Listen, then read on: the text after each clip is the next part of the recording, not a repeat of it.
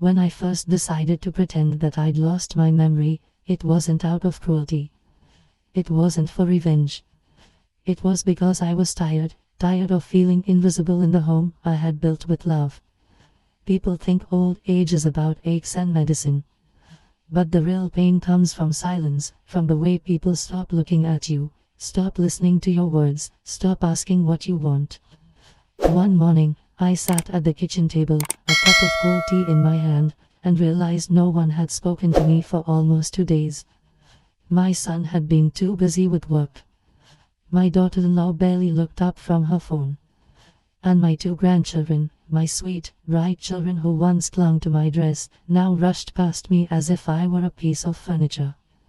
That morning, I made a quiet decision. I thought, maybe if they believed I had forgotten who I was, they would remember who I used to be to them. I wanted to know if love still lived in that house, or if it had left quietly, the way sunlight fades in the evening. My name is Grandma Ruth.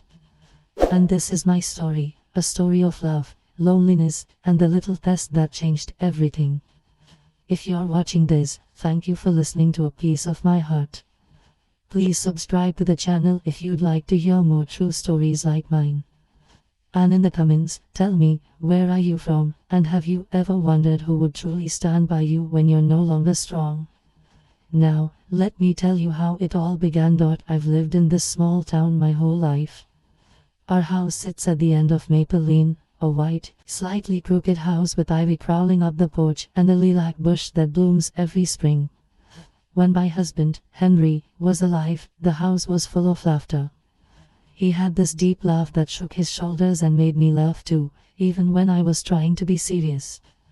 We had one son, David. He was our pride and joy. Smart, kind, and always running around with scraped knees. When Henry passed away, I moved in with David and his wife, Claire. It was supposed to be temporary, just until I got used to being alone. But months turned into years, and somehow, I stayed. At first, it was wonderful. Claire cooked, David worked, and I helped with the children. I picked them up from school, told them bedtime stories, baked their favorite cookies. It felt like a new chapter, one filled with purpose. But slowly, things changed. David got promoted, and with that came long hours and endless stress. Claire started spending more time at her yoga studio. The kids grew older, busy with friends, phones, and homework. And I became the quiet one. The extra chair at the table. The forgotten voice in the corner. I tried to stay useful, folding laundry, washing dishes, keeping the house clean. But one day, Claire said, "Mom, you don't have to do all this. Just rest." Her tone was polite, but something in it made me stop. Rest. That word, it sounded like, stay out of the way. Weeks passed. I noticed small things. My birthday came and went with only a text. My seat at the dining table was moved closer to the kitchen, for convenience. And sometimes, when I spoke, no one answered. I wasn't angry. Just empty. I'd sit by the window, watching people walk their dogs or children riding bikes, and wonder if anyone would notice if I disappeared for a day. That thought stayed with me. Then, one evening, I overheard something that planted the seed of my plan. Claire was in the kitchen talking on the phone. Her voice was low, but I caught her words. "She's forgetting things," she said. She asked me today what day it was twice. "I think she's getting Alzheimer's or something." Alzheimer's. She meant Alzheimer's. I remember standing there, my heart pounding. I hadn't forgotten. I was just tired that day. But that one misunderstanding became something I couldn't stop thinking about. What if I let them believe it? What if I let them see how they treat me when I was no longer the woman who cooked and cleaned and helped? Would they care for me? Would they love me still? I didn't decide right away. It took me a few nights of staring at the ceiling, hearing the house creak around me, before I said it to myself out loud. I'll pretend to forget. I didn't tell anyone, not even my friend Mabel from church. It was my secret experiment. And it began the next morning. It started small. I forgot where the sugar was. I asked what day it was, even though I knew. I called my granddaughter Lily by her mother's name. At first, they laughed. "Grandma's having one of her moments," David said, smiling.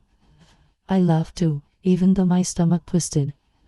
But after a week, the laughter stopped. Claire began to sigh when I repeated things. David started speaking slower, as if I were a child. And the children, they avoided eye contact. Once, I dropped a glass on purpose. It shattered across the floor. Claire rushed in and said sharply, "Mom, you have to be more careful." "I'm sorry," I said softly. "I didn't see it there." She muttered, "We really need to talk about getting some help." That night, I cried in my room, quietly, so no one would hear. It hurt more than I expected. I wanted to stop the act, to tell them it was all pretend. But something inside me whispered, "Not yet." I needed to know the truth, how deep their care went. A few days later, I took it further. When David came home from work, I looked at him and said, "I'm sorry, young man, who are you again?" He froze. "Mom, it's me. David." I blinked slowly. "David? Of Henry's friend." His face turned pale. He turned to Claire, who was standing in the doorway, and whispered, "She doesn't remember me." That night, they sat together in the kitchen long after I went to bed. I could hear their voices, hushed and worried. "She's getting worse," Claire said. "We need to see a doctor." David sounded broken. "I can't lose her too." Hearing that made my heart ache. I almost ran out there and said, "I remember you." "I do." But I stayed still. Because I realized something. For the first time in years, they were talking about me, for me, because they cared. Even if it was through pity, I felt seen again. The next few weeks were a blur of small scenes that still play in my mind. Claire started preparing my meals separately, soft foods, as if I might forget how to chew. David began calling home during work hours to check if I was okay. And Lily, sweet Lily, started sitting beside me in the evenings. "Grandma," she'd say softly, "do you remember my name?" I'd smile faintly and whisper, "You look like a lily to me." She'd grin and squeeze my hand. "Then that's enough." Those moments almost broke me. Because she was the only one who seemed to see through the act, not with suspicion, but with love. One night she whispered, "You're pretending, aren't you?" I looked at her, my heart skipping. "What makes you say that, sweetheart?" She shrugged. "Because you still smile at the right parts of my stories." I couldn't help but chuckle. That child, so young, yet so wise. I put a finger to my lips and said, "Don't tell anyone, okay?"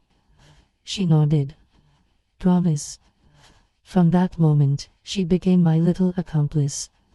But things didn't stay innocent for long. David and Claire decided to take me to a memory clinic. When I sat in that cool, white room answering questions from a stranger, I felt guilty for every lie. "Do you know what year it is?" "No," I said quietly, though I did. "Do you remember your son's name?" I hesitated, then shook my head. David's eyes filled with tears. I wanted to reach for his hand, but I didn't. Because the truth was, part of me still needed to know, how far would they go? That evening, after the appointment, Claire said, "Mom, we are thinking it might be best if we looked into a care home. Just for a while." My heart sunk. David said, "Only until we figure things out, Mom." I nodded slowly, pretending not to understand. But when I went to my room, I wept. I had wanted to test their love. But now, it felt like I was testing the limits of my own heart.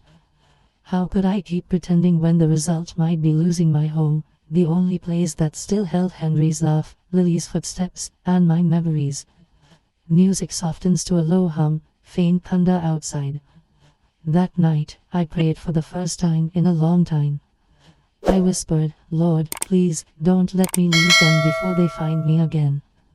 The day they came to tell me about the care home, the house smelled of soup and rain. I was sitting by the window, staring at the garden Henry and I had planted years ago. The roses were wilting, just like my courage. David walked in first. He looked tired, older than his age. Claire followed, holding a few brochures in her hand. "Mom," David began carefully, "there's a place not far from here. It's quite safe, and they have nurses who can help you." I looked at him, my eyes wide with fake confusion. "Help me with what?" He swallowed. "With remembering things." I smiled faintly. "Oh, I see. Do you forget things too, dear?" His voice cracked. "Sometimes, I think I do." Claire gently placed a hand on his arm. "We are doing what's best for everyone, Mom. It's not permanent." I nodded slowly, though my heart felt like breaking glass. This was what I had wanted, to see who truly cared. But standing there, watching my son hold back tears, I realized something painful. Sometimes, when you test love, you end up hurting the very people who still have it for you. That night, I couldn't sleep. I sat in the dark, clutching an old photo of Henry and me on our wedding day. I whispered, "Henry, was I wrong? I just wanted to know if they still loved me." A soft knock came at the door. It was Lily. She walked in, barefoot, her little blanket dragging behind her. "Grandma, are you sad?" she asked. I nodded, smiling weakly. "A little." She crawled onto my lap. "Mom said you're going to a new place. But I don't want you to go." I hugged her tight, breathing in the scent of her hair. Her small arms around my neck were the only comfort I needed. "Grandma," she whispered, "can I tell you something?" "Yes, sweetheart. I know you didn't forget us. You still remember how I like my cocoa with 2 marshmallows."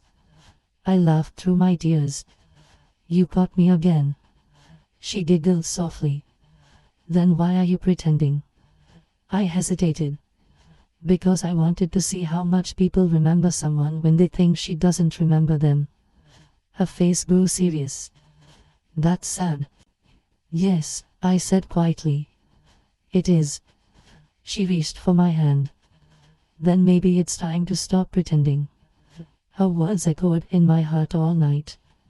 And when morning came, I decided she was right. The next day, I asked Claire if we could all have dinner together, one last time before I moved to the care home. She seemed surprised but agreed. That evening, she cooked roast chicken, mashed potatoes, and peas, my favorite meal.